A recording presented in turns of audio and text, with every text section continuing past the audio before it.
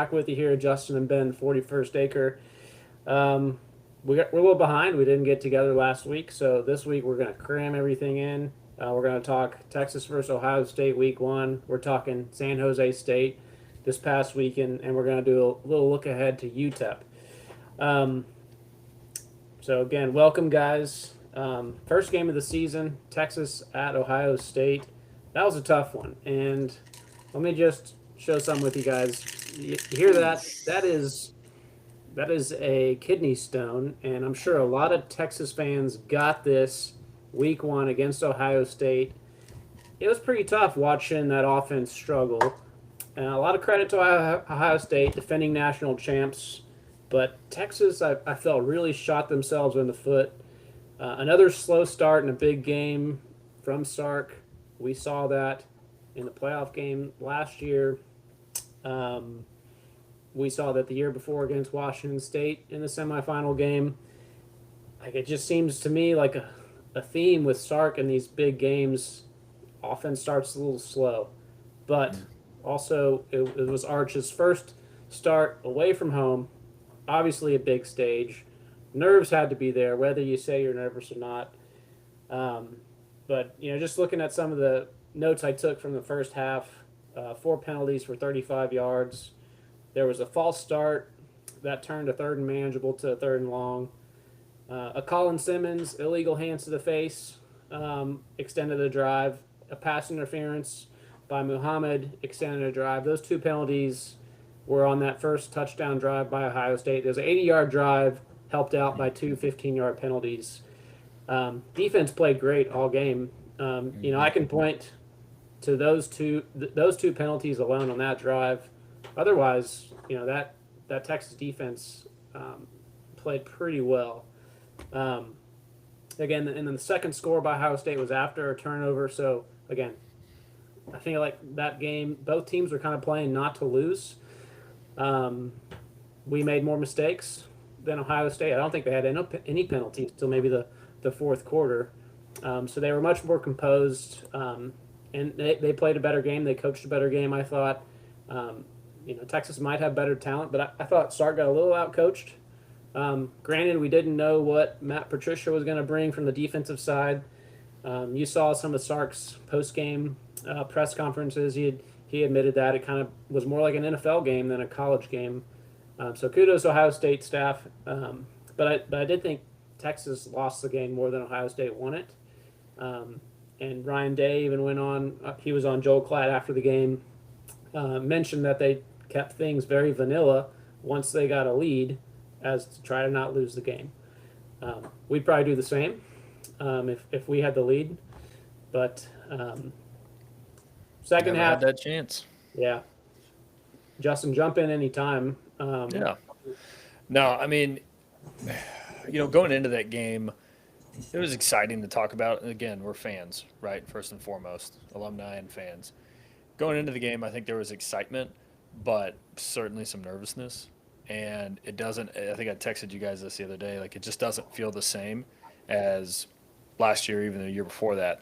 The expectations are certainly there, but they're kind of a little unwarranted with how many new starters we have, a new quarterback that, in all honesty, is relatively unproven. He came in for sporadic plays here and there, and he played against 2 underwhelming defenses when he did get those starts last year. So, not to shade Arch or anything, I think he's going to be phenomenal. I think he's a great developmental, he's more than developmental, but he's going to be a really good quarterback at some point, but he still has big steps to take. And I'm sure we'll talk about that as we go on, not only through this podcast, but through the weeks to come. He looked like he was making his first road start. And Julian saying wasn't great. Texas outgained Ohio State, I think, by 130 yards or something. But, yeah, a couple of key penalties and one unbelievable catch by Carnell Tate on a severely underthrown ball, mind you. Like, good defense. And tip of the cap, nice play. Being able to play that game at home for Julian Sayin, who I still think is an underwhelming quarterback personally. But what do I know, right? Again, I'm just watching. He didn't do anything that wowed me. Arch didn't really either. He kind of played a little bit looser going into that fourth quarter, which was great to see. But, tip of the cap, Ohio State played a better game. Really good defensive game, honestly, on both sides. They just made more plays that counted than Texas did. So it is what it is. Started off 0-1, but that was a fun litmus test this early in the season. So looking forward Yeah, to seeing how we keep moving. yeah, we mentioned it in our first podcast. It's really cool to see two premier football programs play early on and see how you're doing. And there were some other big games that weekend, and um, you know, it's fun to see early in the season. And now we understand kind of early on where we stand and where we need to improve.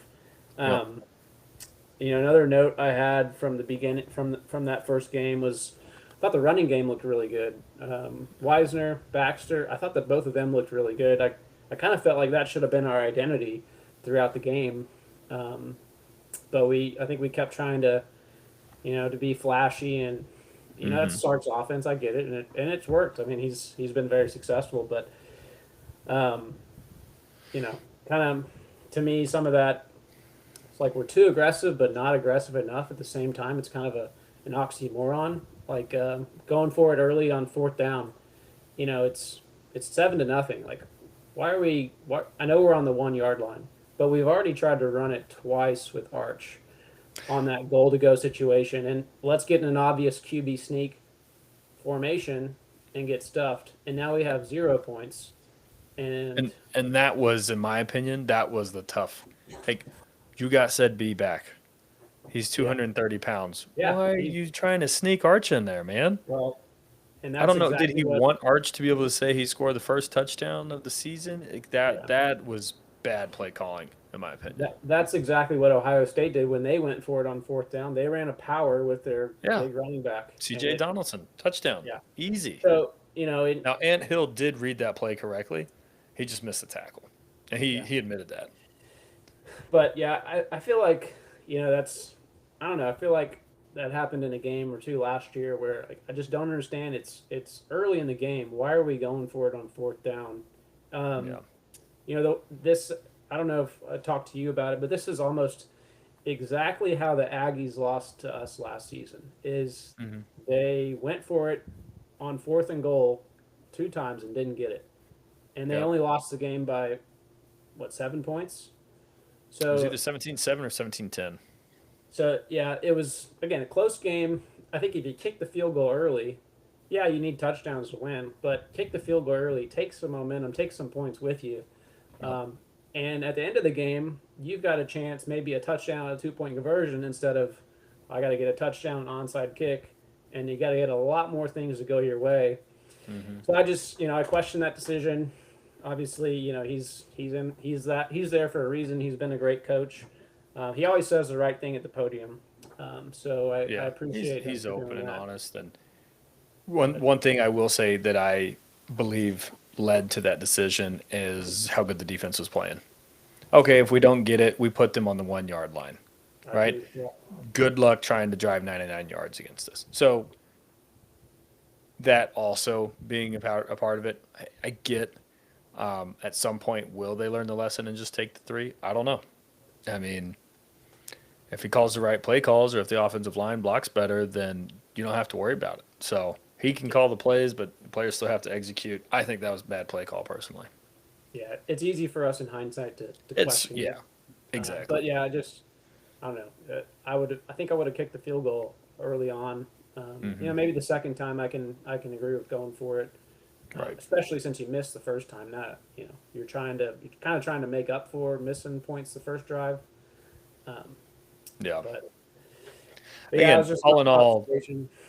like that's going to be very helpful as we get into SEC play on the road. You learn something I think about your team, Yeah. and maybe now in the future we do kick the field goal, and unless Right. we absolutely need it. So Right. I don't completely hate it because we've talked that game doesn't really matter. You take care of business the rest of the way. You can even lose 2 more games, and you're in a position to win a national championship, which is the ultimate goal. So, but Yep. yeah, No. I mentioned Wisner at Baxter. I thought those guys look good. O-line penalties, kind of similar thing to last year. Wide receivers, I don't know if they weren't getting open, but no one really stepped up week 1. No, I mean Livingstone was the one guy who made the catch, an unbelievable catch, and Yeah, it was a catch by the rules, a catch after the replay. That was a very questionable. Could have gone either way, and I wouldn't have been mad about it sure. after the replay. But man, you called that first play. You said, Yeah, "How about a boot right pass?"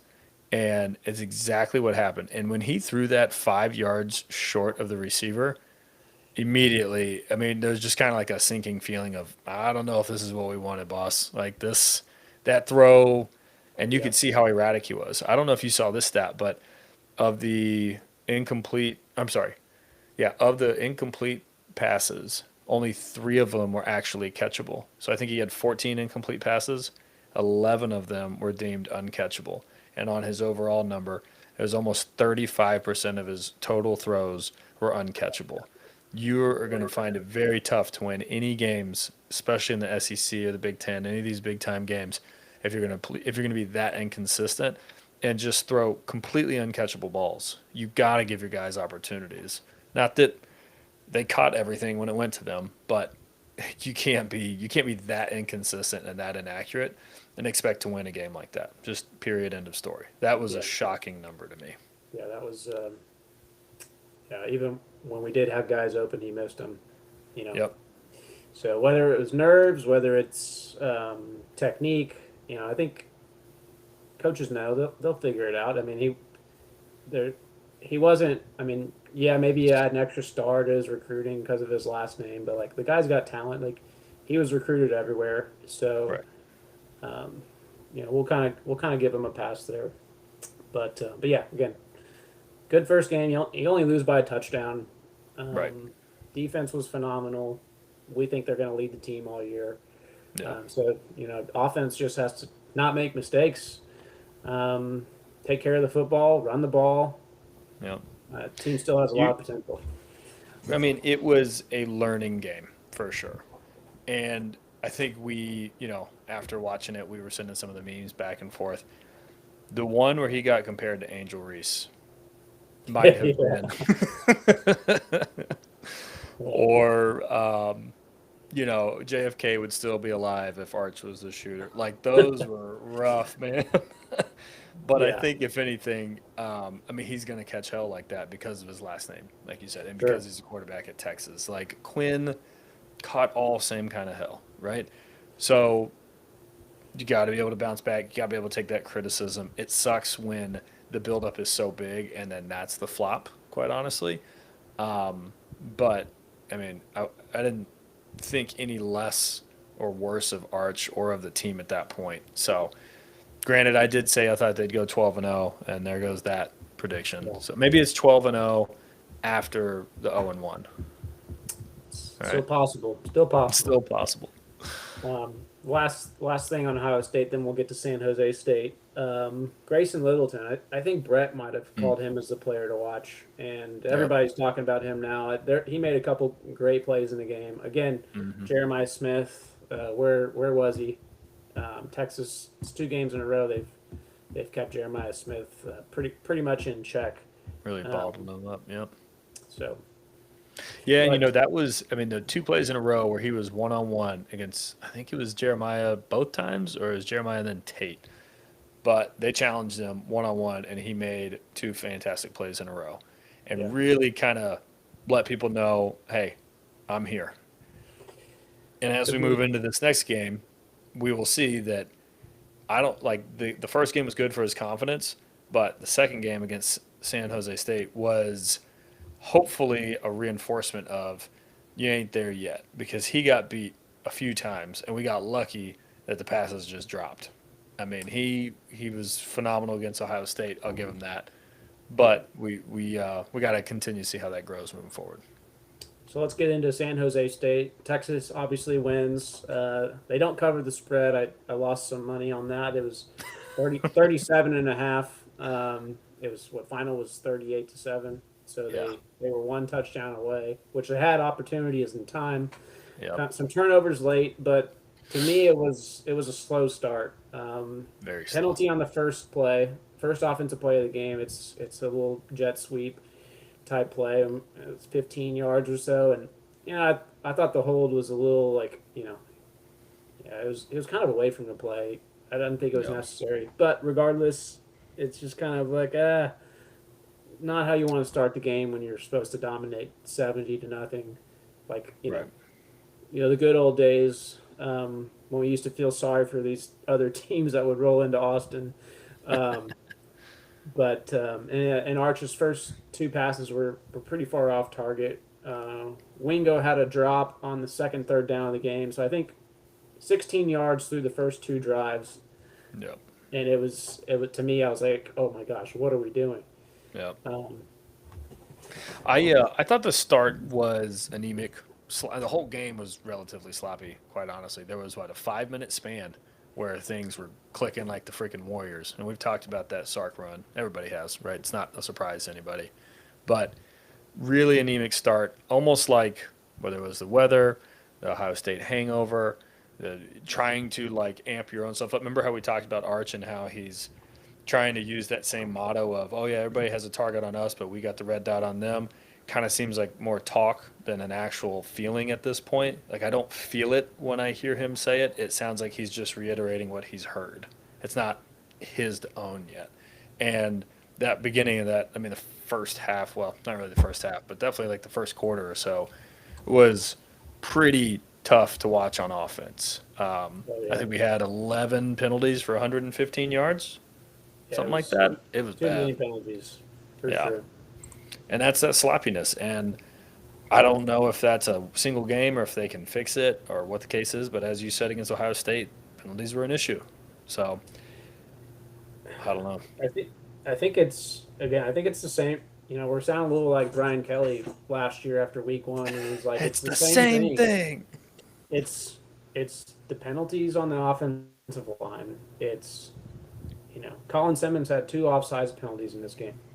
Yeah. Um, I mean, he's super aggressive. He's kind of Micah Parsons esque, but you gotta be disciplined, Yeah. and I think these guys are just hungry. Like I don't think it's a coaching thing. I think the guys are hungry and want to play well. I don't. It doesn't seem like a pride thing where you see like um, just a super undisciplined team that's always personal fouls and you know kind of things you don't want to see. Hmm. Um, so I think it's coachable. I think it's fixable. But those are things Yep. that we have to fix. Again, we talked about it just a few minutes ago. That Ohio State 80-yard touchdown drive, two third downs, they were bailed out by penalties. We Yep. can't allow that to happen. That game is completely different if they don't get a touchdown on that drive. Yep. Uh, and maybe Ohio State still wins. They're a great team. Give them credit, but um, again, It's they have different when you one. get beat versus when you beat yourself, though, right? Yeah, And that's what it seems a lot like what's happening with Texas right now is yeah, there is outside pressure on them to be something that is undefined. We believe they could be the next greatest team that Texas has ever had and attempt for back to back championships, right? But they haven't even gotten to the first one, right? Hell, they haven't even won their first SEC game or played their first SEC game. And that pressure that we as fans, and we're not media, but as the media put on them and ask these questions constantly, and they're getting blown up on social media and all that, it's finding a way into the locker room more than likely.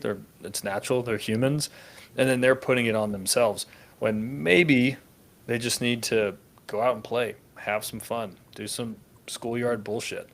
And I don't know what it was that clicked. If it was, Parker Limison just got open on that one route, and then safety or whoever it was over the top slipped, and it just kind of like brought this life to them, and it yeah, was super fun to watch. And I know we're going to get into it, but something needs to break their way early. It seems like for them to okay, like we can do this. Like they haven't quite like made the break happen. It's like something needs to just happen for them, and then they can take that momentum and run with it. I don't know if they can force that yet. yeah. It'll be interesting to see how they can start this next game. Yeah. But What did you think about that run though? I think what did we score 28 points in about a 5 minute yeah, span. four touchdowns in 10 plays. Wow. I wrote that down. That was Yeah. that was incredible. I mean, defense came alive. That right hand from Offense Ant as Hill. well. Yeah. I thought Trey Moore had a touchdown. I was going to say I did too. welcome to Austin. There he was out the one. I didn't see the replay, but I thought for sure that was a Yeah, touchdown. that was Um, tough. and then I think we had a penalty that backed us up to the 15, and then Arch just throws it to Endries, who, okay, I want to talk about Endries real quick. I think he can be a real weapon. He looks more athletic than Gunnar Helm. Yep, that's Um, what we were saying. I More think we athletic and found just as smart. our two targets for Arch, for whatever reason, Livingstone and Endries through Hmm. these two games.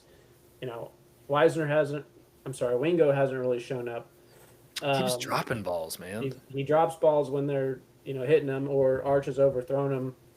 I think that first play of the game, it was or first drive of the game. There was a post route, and he just runs right into the safety, and it almost got picked.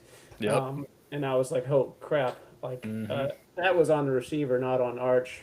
Right. Um, maybe it was on both, but you know, And I'll just say this about Wingo. He's a freak athlete. Size and speed combo. Like, very, very tough to beat. Have we seen him run a full route tree still? I Like, he don't think so. tries, but nobody gets open. Yeah, Like, that's going to be injuries the gets problem. open. Say that again. That's going to be the problem. Is it's easy Yeah. to find open guys when you have all day to throw against San Jose Right. State.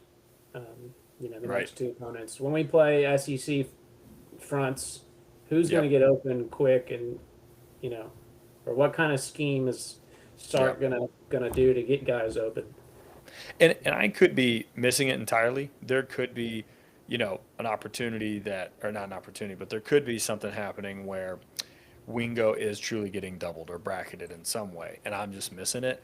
I personally don't think that's the case, not all the time at least. I think injuries gets it. He knows how to get open. He knows how to work leverage. He knows Looks what route fast. he's supposed to run. He knows when to cut it off early. And Arch and him have been the rumors about that relationship were hot in the summer, so it makes sense. And the same thing with Livingston. They're roommates. Hello, like I don't think we need to say anything more than that, right? This is Matt Stafford and Cooper Cup.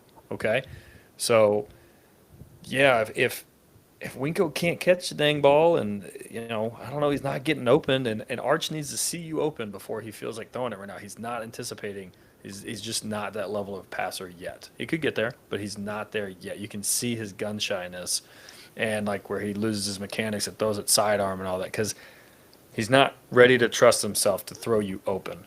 He needs to see you open, and then he throws it to you. Yeah, We'll that's see how that goes. that takes time at every Yeah. level. It takes time. Yeah. Emmett Mosley will be a difference maker. That dude is a separator. That dude is a very good route runner, has a full route tree already. If and when he gets healthy and he's able to get in there, I think we're going to be much happier with how the overall wide receiver group looks. Yeah. All right, ready to move on to this week, UTEP. Yeah, to wrap up San Jose State, um, you got to get the penalties picked up. That's going to be the number one thing we're going to look for, right? Got to get some push. I was a little disappointed in the run game. Like, we really didn't talk about the run game much, but Yeah, nobody got it going. I know we didn't have Weisner, but Baxter was not I think the team before them ran for like 150, and I don't even know if we ran for 100. I didn't look at the final numbers. I don't think we committed to it. From what Oof. I saw, it seemed just to pass, maybe like try to get Arch some extra Yeah, reps into a good passing. rhythm. That's fair. Uh, I Yeah. don't. We'll have to let's double check how many carries we actually had real quick, but I'll otherwise, look into it. Well, if you want to start talking about UTEP real quick. um, yeah, Baxter had 64 yards on 13 carries, and it's not a lot of carries. So Yeah, not a lot of carries, but what about because Christian Clark had 7, and Jarrett Gibson, of course, fumbled, which probably didn't help. yeah, yeah, I just don't think it was. I think we ran the ball well against Ohio State. I don't think it was something that they wanted to prove. So 33 passes, 32 carries. It's pretty balanced. Average 4.8 yards per rush. Got it. Um, so pretty balanced. Actually, not terrible. 155 yards, 32 carries. Maybe that's just me. I don't really think about Arch's runs, quite honestly. I'm just strictly talking about running backs. You know what I mean? Yeah, Maybe it's just the way that it looked that I just wasn't overly thrilled with it. Yeah, But yeah, you're right.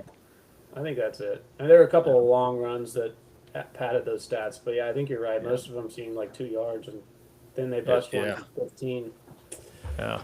But Real quick, I think we got to give a mad shout out to Anthony Smith. That was awesome. I think he had 2 fumble recoveries, and yeah, then Anthony Hill playing pretty out of his mind. I appreciated him. yeah, Phil Simi was awesome, and then Murad Watson. That dude blew up the middle gaps more than any defensive tackle I can remember, even more than some of the big guys that we've had the past 2 years. He was constantly in the backfield. And I'm trying to look to see if he even showed up on the, yeah, he doesn't even show up on the stat sheet. But how many times did you see number 98 come flying through there? It was unbelievable, defense, man. defensive line played pretty well. It was awesome. Oh, there he is, Murad Watson. Okay, 4 tackles, 1 solo, 1.5 sacks, 1.5 tackle for loss. Like, dude, he was MVP defensively, in my opinion. I think him and Anthony Smith were awesome. Awesome. But, oh my God, I loved watching big number 98 get in there. So let's see more of that. All right, Texas versus UTEP, 3:15 on Saturday. 3:30, yeah, Um, 3:15, whatever it is. yeah, this might, yeah, three-ish. Um, Tickets as low as $55. Malachi Nelson, starting quarterback for UTEP, went to Mm-hmm. USC, went to Mm-hmm. Boise, now at UTEP. He was a 5-star recruit. I played with Same him year in. as same year as Yeah, Arch. I played with him in NCAA. Like this is just. Yeah, he's got elite development. He's a 5-star recruit. What do you expect? But this is like I think nature of the transfer portal. 5-star guy gets recruited to USC from California, doesn't get the starting job, goes to Boise, doesn't get the starting job. Maddox Madsen beats him out. Now he's at UTEP. He couldn't beat out a 5'11" quarterback at Boise. That was probably a 3-star. Um, anyway, I don't know In what it his says about his defense, character, in his but defense, he had a shoulder injury his senior year of high school, and I think they downplayed it a lot, and it's why he never really had a chance because they had Miller Moss and all that over at USC. Even though Miller Moss is where, not a big where's deal, Miller Moss now? Is he's he at at some Louisville now. Lighten it Louisville? up, to be fair. Oh, I think that I really do think that his shoulder injury really. I wouldn't be surprised. Let's see how this season goes for him at UTEP. I wouldn't be surprised if he transfers up and tries to get into some kind of mid power four to see if he can boost the potential draft stock. well, his numbers are almost identical to Arch. One Oh less no! interception, but the same. 36 for 60, 5 touchdown passes, 1 interception. Arch has 2. 10 yards difference in passing yards. Yep. Not much of a runner, at least through 2 games. His favorite target, Odom, has 2 touchdowns on the year, 221 yards. Um, don't know much about this UTEP team. The Longhorns are favored by 41.5. So last week was 37.5. It's gone up. Wow, Uh, the that's impressive. over under is 51.5. So this is Jeez, just expecting 48-3. yeah. Wow. Um, I mean, so let's hope so. I'm going to expect this kind of similar score to last week. I'm not going to bet on Texas to cover this week. I do think they clean it up, but I think they're going to be satisfied, and fourth quarter is going to be let some other players get time. So we don't run up the score like Oregon, these other teams historically like Oklahoma that keeps their starters in and puts Yeah. up 80 points on Arkansas State. Right. But Yeah, I'm kind of with you. Even in my my college fantasy league, we don't keep up with G5 teams. So also don't know much about UTEP except for I am watching the Vikings Bears right now. Shout out Aaron Jones. He's a UTEP minor, which is pretty awesome. Um, I would hope they come out not looking as sloppy. I think that would be my number one thing. Also, our third down and average yard to go was like 9.2 yards. yeah, that's kind Remember, of we'll, cheap. That's got to change. And what we talked about early, I think preseason, I said, or right before Ohio State, I said, guys, if we can win first downs, then you'll win third downs. We ain't winning first downs right now, not on the offensive side of the ball. Yeah. Whatever it is, you got to be successful early, and then it'll help you be successful on those, third downs. Hopefully, they're third and shorts versus 3rd and 9. 100% agree with you. Yeah, clean up the sloppiness. No more penalties. Like, look good. Look like you care. Look like you want to be there. I understand the hangover after Ohio State, but guys, we got to move on. You got 10 more games to play, so Yeah. they come out and say one play at a time, one game at a time, whatever, one rep at a time, whatever you want to say. Well, do it. Like, We got you guys have. two more tune-up games. That's right. And then conference play starts. Yeah. If we want to count Florida as a conference game. Well, maybe they were looking ahead last week. Let's not That's get into fair. that. That was my bold prediction was Florida was going to have a good year, but Yeah. DJ, there. Do you see that DJ Lagley is DJ Lagulale? That's good. Yeah. Hey, it's still Sunbelt Billy until he's not. So they have a tough schedule. I'll give them that. But Yeah. USF, is that who they just lost to? USF also took it to Boise State week 1. Yeah, but let's not act like we think Boise State is something big time. We didn't think they were anything last Yeah, year. but you expect a Boise State team to beat a team like USF, and they just got completely rocked. Yeah, they got waxed. That was bad. A lot of good talent in Florida if they can keep it at South Florida instead of losing it to Ohio State. Yeah. Players don't want to leave home, but now they get money to, hey, I'll just stay right here. I don't need to leave the state. I was watching somebody talk about that. That was really interesting. Now, a lot of the players are staying in Florida instead of going to Ohio State and these other schools across the country. Yeah. Because of NIL, and Miami's better now. Florida, the brand of those schools is a lot better now than it was 5 or 6 years ago. Right. Yeah, it's true. I mean, NIL has made a big difference, like not only in the kids' like personal, like real lives, but also in some of these universities that have a little bit of money to be able to pay some of these players. I mean, there are good things about NIL and transfer portal and that kind of stuff. So, all right, give us your final thoughts, Justin, and we'll wrap it up. man, just get out there. I'd like to see some looseness. I don't know if we're going to score any points on the first drive, but give me a successful drive past the 50. If you go for it and you miss, that's fine. You kick a field goal, you miss, it's fine. Like, I'd love to see points, but can we get off to a quick-ish start? Can you clean up those penalties? I would love to say we could, but we had the same conversation every single game last year. So come out, play loose, play fast, and just try not to. Don't even try not to. Go out there and win. Go out there and dominate. Assert your presence. Like, you are better than this team. You're more talented. You're more physically gifted. You're deeper. You probably have better coaches, better training staff, yada, yada. Like, you name every advantage you want to. Go out there and show what you should do to a team like this. Yeah, well said. I'd like to see more involvement from Moore and Wingo. Like running game, again, we look back at the stats. Last game, 30 rushes, 155 yards. Not bad. Let's get 200 yards rushing this game against UTEP. Let's control the ball, and if it's a 38-0 win, kind of like that classic SEC type win, like, that's fine with me. We don't need to win 70-0 or Right. 56-10. I play good on defense. If you give up a score, respond. But yeah, I think I'd like to see some of those other receivers get open, get involved, and fast start. Let's see if this team can get off to a fast start. I'd like to see them score on the first drive, even if it's a field goal. Let's drive down the field, get some points. So Points would be huge. Just a decent drive, not a 3 and out. You know what I mean? That's the most annoying thing. that is deflating. You're favored by 38 points, and you got 3 and out on your first drive. Right.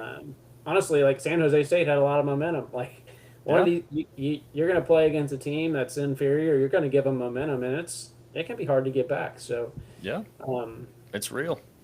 Yeah. Yeah. Well, all right. Yeah, man. No, I think that's about it. I will say this will be my first game to go to this season. Wasn't able to make last week from just busy schedule, but got my parents coming in town, so shout out mom and dad. Gonna be a good time. Get out there, hopefully see some Bevo Boulevard, and just don't be too hot. I think it looks like it's gonna be 97. I don't. Yeah, last weekend was overcast and a little muggy. This weekend is going to be hot. So, Yeah, but get out there and get your first half in, and then hopefully bring in the reserves maybe after the first drive or two in the third quarter and be done. Yeah, buddy. All right, 41st Acre. We are unfiltered, a little biased. Forgot the other one, but we are out. Hook 'em horns. Talk to you guys later.